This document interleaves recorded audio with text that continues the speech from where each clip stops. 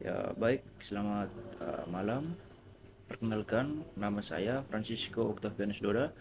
Saya dari kelompok 7 dan di sini materi kelompok kami ialah perhitungan dan penganalisis biaya bahan baku. Yang pertama, unsur biaya yang membentuk harga pokok bahan baku yang dibeli ialah itu sebelumnya kita tahu dulu bahwa harga pokok bahan baku yang dibeli adalah jumlah total biaya yang terkait dengan perolehan bahan baku yang digunakan dalam proses produksi. Unsur-unsur yang membentuk itu ialah yang pertama, harga pembelian bahan baku, yang kedua, biaya pengiriman dan penerimaan, yang ketiga ialah biaya penyimpanan bahan baku, yang keempat, biaya pengelolaan bahan baku, yang kelima ialah biaya kualitas dan inspeksi. Baik, yang berikut penentuan harga pokok bahan baku yang dipakai dalam produksi.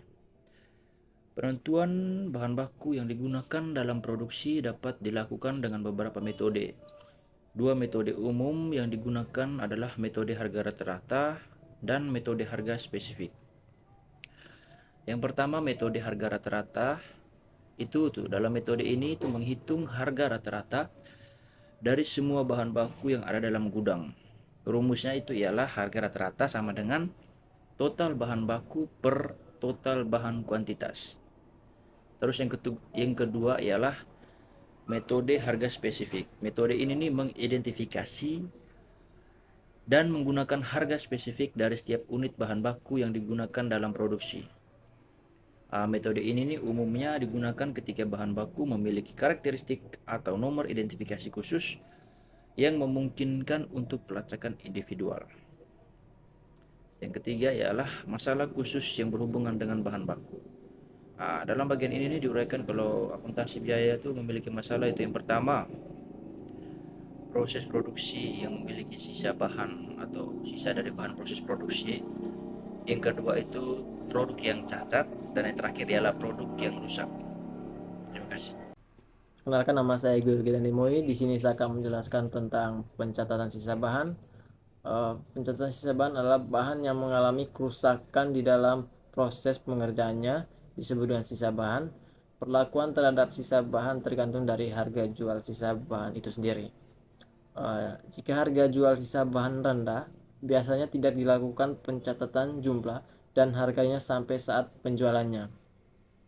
Tetapi jika harga jual sisa bahan tinggi, perlu dicatat jumlah dan harga jual sisa bahan tersebut dalam kartu persediaan pada saat sisa bahan diserahkan oleh bagian produksi ke bagian gudang. Jika dalam proses produksi terdapat sisa bahan, masalah yang timbul adalah bagaimana memperlakukan hasil penjualan sisa bahan tersebut. Hasil penjualan sisa bahan dapat diperlukan sebagai yang pertama itu pengurangan biaya bahan baku yang dipakai dalam pesanan yang menghasilkan bahan tersebut. Yang kedua, pengurangan terhadap biaya overhead pabrik yang sesungguhnya terjadi. Yang ketiga, penghasilan di luar usaha.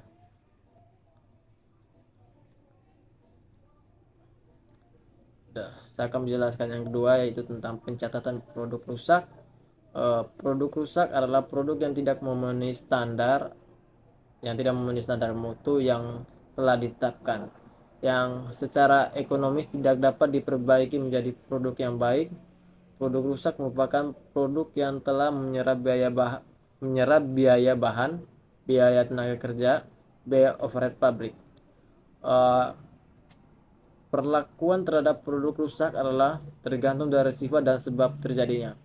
Yang pertama, jika produk rusak terjadi karena sulitnya pengerjaan pesanan tertentu atau faktor luar biasa yang lain, maka harga pokok produk rusak dibebankan sebagai tambahan harga pokok produk yang baik dalam pesanan yang bersangkutan. Jika produk rusak tersebut masih laku dijual, maka hasil penjualannya diperlakukan sebagai pengurangan biaya produksi pesanan yang menghasilkan produk rusak tersebut.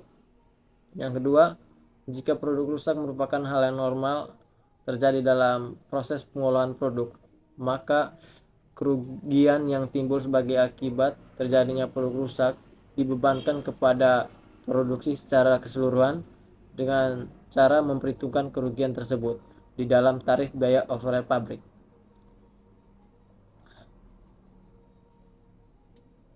Dan saya akan menjelaskan tentang pencatatan produk cacat.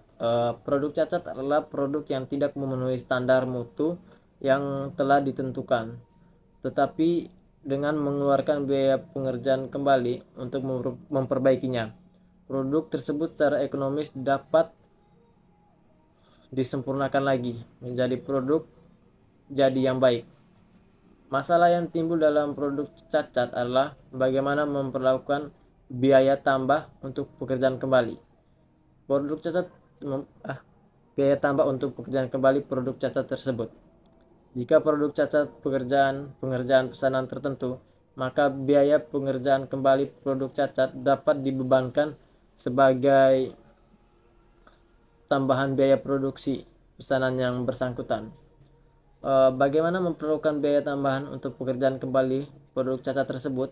Yang pertama, dapat sebagai tambahan biaya produksi pesanan yang bersangkutan, dan yang kedua diperuntukkan dalam tarif BOP.